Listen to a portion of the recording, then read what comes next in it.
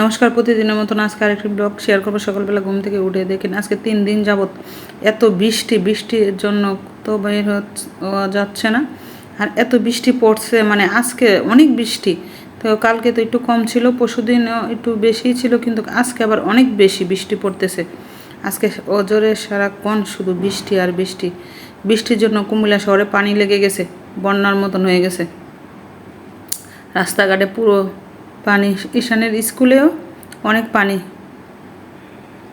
তো সকালবেলা কাজ টাজ করে নিলাম, অনেক কিছু করলাম। আর সকালে রুটি বানালাম, রুটি বানিয়ে ডিম ভাজি করে দিলাম ছেলেকে খাওয়ার জন্য। ছেলে তো 2টা রুটি আর একটা ডিম ভাজি করে দিলে ছেলে অনেক খুশি। তো ছেলের জন্য চেষ্টা করি প্রায় দিনে, যেদিন রুটি বানাই একটা ডিম ভাজি করে দেওয়ার জন্য। কিন্তু আবার মাংস তরকারি করে থাকলেও খেতে চাই, পছন্দ করে, যেভাবে পছন্দ করে। ছেলে তো অনেক লং টাইমে স্কুলে থাকে, ওই জন্য একটু বাড়ি খাবার দিয়ে দিই খাওয়ার জন্য। আর আমি চা বানিয়ে নিলাম রুটি খাওয়ার জন্য। ঈশানকে স্কুলে দিয়ে আসার পথে ঈশানের স্কুলের সামনে আজকে মাছ নিয়ে বসছে, 3 রকমের মাছ ছিল। তো আমি একটু মলাই মাছগুলো নিয়ে আসলাম, মলাই মাছ আমার একটু পছন্দ, তো এই জন্য মলাই মাছ নিয়ে আসলাম। আর অনেক দিন যাবত আমাদের বাসায় মলাই মাছ নিয়ে আসে না, আপনার বাইকে বলেও গুঁড়া মাছ কাটবার জন্য নিয়ে আসে না। তাই আমি আজকে নিয়ে আসলাম, আধা কেজি নিয়ে আসছি। তারপর আমি কেটে নিলাম, তার সাথে ধনিয়া পাতা কাঁচামরিচও নিয়ে আসছিলাম। আর কালকে কই মাছ নিয়ে আসছিল, কই মাছ আনা তো আমি লেগেছি যে কই মাছ আর প্রত্যেক দিন খেতে আর ভালো লাগে না। ওনার একটা মাছ খেয়ে ভালো লাগলে তো ওই মাছটা নিয়ে আসবে আবার। উনি হচ্ছে ওই রকম মানুষ, তা উনির কথা তো বলার লাভ নেই। উনি যে কথা সেই কাজ, আমার কাছে আমাকেই করতে হবে। তারপরে এই দেখেন, এটা দুপুরে ছিল, রান্না বসিয়ে দিয়েছিলাম। তারপর অজরে কী যে বৃষ্টি পড়তেছে, বৃষ্টি অন্ধকার হয়ে যাচ্ছে, কিন্তু বাসায় কারেন্টও ছিল না। রান্নার সময় অনেক অন্ধকার লাগে, তারপর আমি লাইট দিয়ে রান্না করেছি, এই আর কি। আর এইদিকে করলা শাকভাজি তো আপনাদের ভাই অনেক পছন্দ করে, ওই জন্য ওনার জন্য করলা শাকভাজি বানিয়ে নিলাম। আর সাথে আলু বেগুন দিয়ে কই মাছ দিয়ে রান্না করব, একটু পাতলা করে ঝুল রান্না করব, এরকম পাতলা ঝুল পছন্দ করে। আর কালকে ডাল আছে, ওই জন্য আজকে আর ডাল রান্না করব না।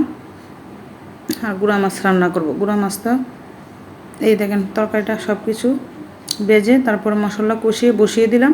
আর এখন ভেজে রাখা মাছগুলো দিয়ে দেব। আর ওইদিকে মলাই মাছ এখন একসাথে মেখে বসিয়ে দেব। আর তরকারিটা আমার পাক উঠে গেছে। আর মলাই মাছটা একসাথে মেখে, মলাই মাছের রেসিপি আমার পেজে দেওয়া আছে। আর ওইদিকে দেখেন, আমি মলাই মাছগুলো রসুন বাটা, পেঁয়াজ বাটা, জিরা বাটা দিয়ে দিলাম, কাঁচামরিচ দিয়ে দিলাম, আর হলুদের গুঁড়ি দিয়ে দেবো, হলুদের গুঁড়ি, মরিচের গুঁড়ি, আর পরিমাণ মতো লবণ দিয়ে, তেল দিয়ে, আজকে সরিষার তেল দিয়ে রান্না করেছি। আর সবগুলো একসাথে দিয়ে দিলাম, দিয়ে হাতে মেখে তারপরে বসিয়ে দেবো। এইভাবে কিন্তু গুঁড়া মাছের চচ্চড়ি খেতে অনেক ভালো লাগে। সাথে বেগুন দিলে পারতাম, কিন্তু বেগুন দিয়ে যেহেতু তরকারি রান্না করছি, ওই জন্য গুঁড়া মাছে বেগুন দিলাম না। প্লিজ ভালো লাগলে লাইক শেয়ার করবেন, ফেসবুক ফলোয়ার দিয়ে রাখবেন, ইউটিউব হলে সাবস্ক্রাইবার করে দেবেন। প্লিজ আমার ভিডিওগুলো একটু শেয়ার করে দিয়েন।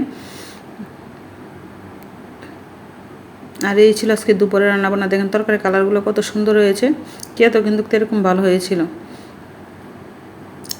আর সন্ধ্যার পরে আপনাদের ভাই এসেছিল, আসার পথে আজকে অফিসে মিটিং ছিল।